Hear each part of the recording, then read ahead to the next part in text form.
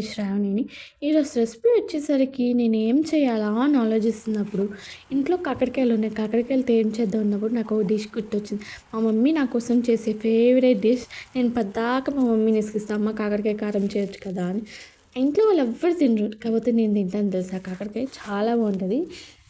ఇది కాకరకాయని చక్కగా మజ్జిగలో ఉడకబెట్టుకుని దాని మధ్యలో ఎల్లుల్లిపాయ కారం పెట్టుకుని దాన్ని గుత్తి వంకాయలా ఫ్రై చేసుకుని చాలా అంటే చాలా బాగుంటుంది గైస్. ఇది పప్పులో మజ్జిగ చారులో కాంబినేషన్ చాలా బాగుంటుంది నిజంగా. నేను ఇంట్లో ఏ కూర వండినా సరే తింటానో లేదో నాకు తెలియదు, కానీ కాకరకాయ కారం వండితే మటుకి డెఫినెట్గా తింటాను తెలుసా. ఎందుకంటే అది నా ఫేవరెట్ కర్రీ. చేదు ఉంటుంది అనుకుంటా, కానీ చేదేమి ఉండదు. ఫస్ట్ మజ్జిగలో చక్కగా ఉడకబెట్టుకున్న తర్వాత ఈ లోపల మనం ముందుగా మనం మిక్సీ జార్లో కారం, ఎల్లుల్లిపాయలు, ఉప్పు వేసుకొని చక్కగా పేస్ట్లా చేసుకుందాం.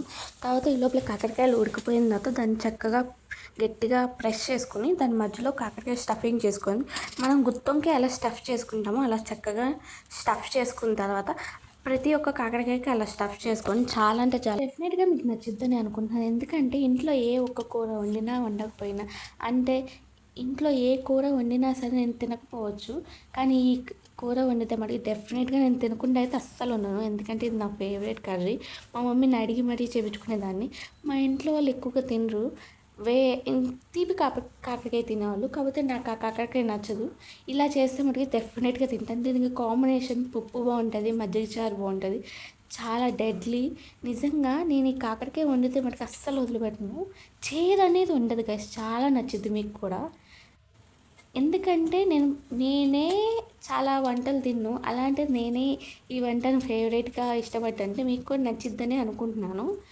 ఇది మా మమ్మీ రెసిపీ. నేను అడిగి మరి 1కి 2 సార్లు ఎందుకు అడిగానంటే మా మమ్మీ చాలా బాగా చేసిద్ది ఈ రెసిపీస్ అన్నీ. అందుకే మా మమ్మీలా కుదిరిద్దా లేదా అని నాకు డౌట్గానే స్టార్ట్ చేశాను. కానీ ట్రస్ట్ మీ గైస్, చాలా అంటే చాలా బాగుంది నిజంగా. ఆ కాకరకాయ కూడా నేనే తినేసాను అనుకోండి, నాకే చాలా బాగా నచ్చింది. ఇంట్లో వాళ్ళకి పెట్టలేదు, కాకపోతే చాలా అంటే నాకు ఫేవరెట్ కర్రీ అది.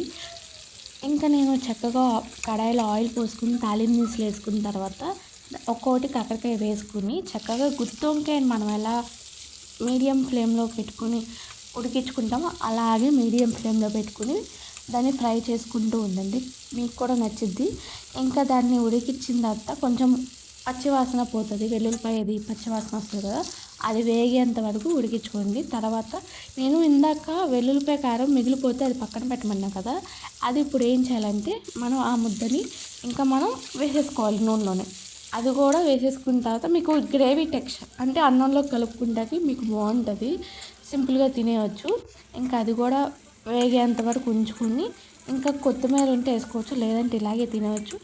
ఎవరికైనా ఈ రెసిపీ నచ్చితే కామెంట్ చేయండి, అండ్ ఎవరైనా సబ్స్క్రైబ్ చేసుకోవాలంటే చేసుకోండి. మీకు ఏదైనా న్యూ రెసిపీస్ తెలిస్తే నాకు డెఫినెట్గా మెన్షన్ చేయండి, నేను డెఫినెట్గా ట్రై చేస్తాను. Okay cuties, bye.